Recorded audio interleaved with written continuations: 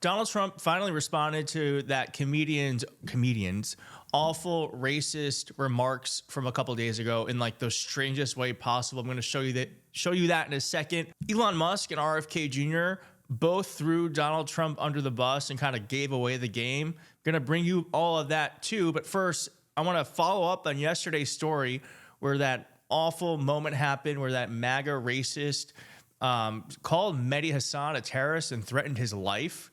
And CNN came out with a statement that said there is zero room for racism or bigotry at CNN or on our air. We aim to foster thoughtful conversations and debate, including between people who profoundly disagree with each other, in order to explore important issues and promote mutual understanding. But we will not allow guests to be demeaned or for the line of civility to be crossed. Ryan Girdowski will not be welcome back at our network. So that man is gone forever. Good. Because that was totally uncalled for and so disturbing. And there has to be a line. Now, I just want to ask you all this because I had this kind of conversation with my friend earlier today, and I hadn't had this thought experiment, but I want to bring it to you. If Donald Trump said this, do you think there would have been this backlash? If Donald Trump said it to a Muslim American, well, I hope your beeper doesn't go off. You think Republicans would have attacked him? CNN would have said we're never going to carry him again? I don't think so. The Kamala Harris campaign is out with this amazing ad. I want to show you this real fast. It's played during the Steelers game, and as you know, white men are siding too much with Trump, and I think stuff like this is very smart because it's all about taking away the margins. You're not going to win the group, but you want to hit them at the margins, and this sort of thing really helps.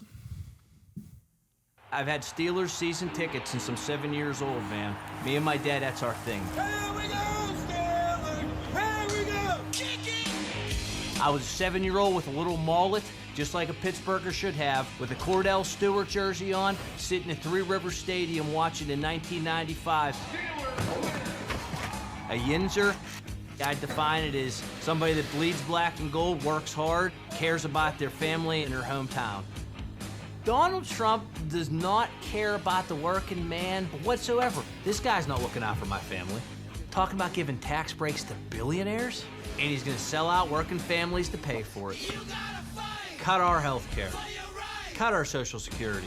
He's a little rich kid too, he ain't me. Little silver spoon boy Donald Trump. How is he relatable to me whatsoever? The guy literally lives in a country club. Do I look like a country club kind of guy?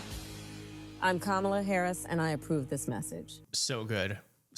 I mean, I'm not a straight white guy. I'm a gay white guy, but I think that's a really effective message. And, I do think that, again, these sorts of things, we're obviously not going to win every single straight white guy. Donald Trump will win that group overwhelmingly, but the idea is to lose by less than we would have. And I think content like that does help because Donald Trump is so out of touch with everyday Americans. And it is important to have everyday Americans speak to that. And Donald Trump proved that today, that he is not in touch with everyday Americans when he had this kind of weird response. I'm not going to play all of it because it's very long and meandering, and it's honestly, I think, a little bit offensive. But this I believe, is Donald Trump's response to his Puerto Rico controversy he finds himself in. And here's how we handle it. I will vote for Donald Trump. Oh my God, I will vote. I will vote for Donald Trump. Oh my God, I will vote. I will vote for Donald Trump. The people go out to vote, no fear, no more. Vote for Trump.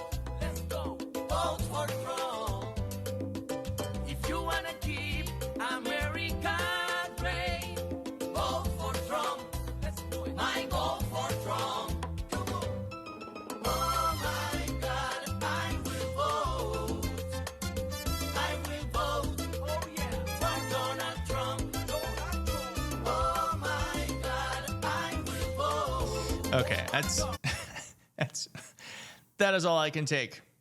Okay, so that is there it is. That's Donald Trump's response. Pennsylvania has the largest Puerto Rican population in the swing states, and so here is Boris Sanchez interviewing a radio host in Pennsylvania, talking about how those comments might actually flip the race.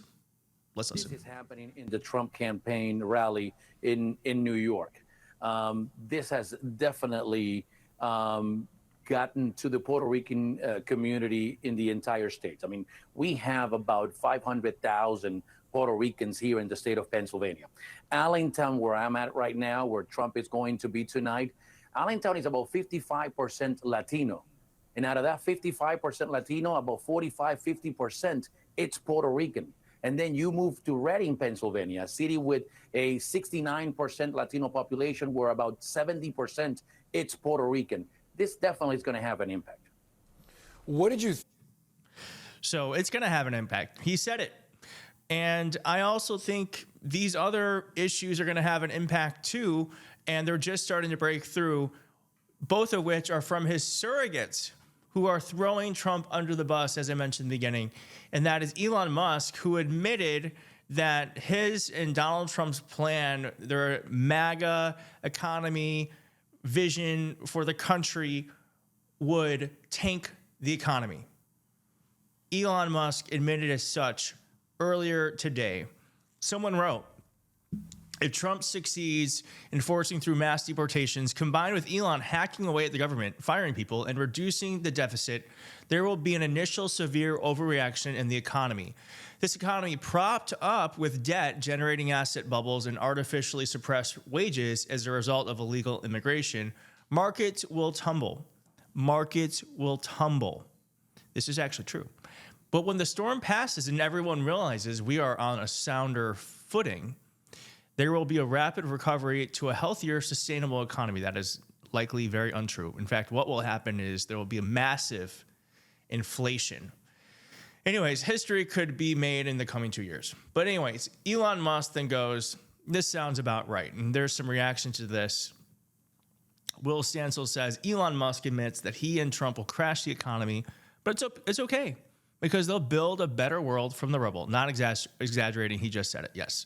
Brian Butler said an important story here for the campaign press corps.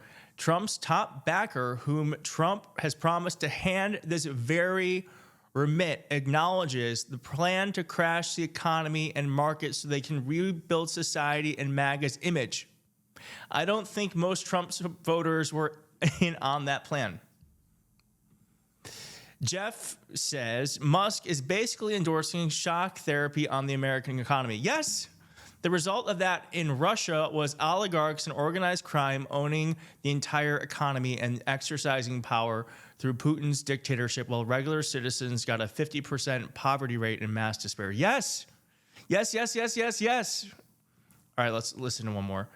Matt Gertz, not Matt Gaetz, said Trump campaign closing strong with a message of maybe the joke wasn't racist and we're going to let the richest man on the planet tank the stock market, but don't worry, it'll recover.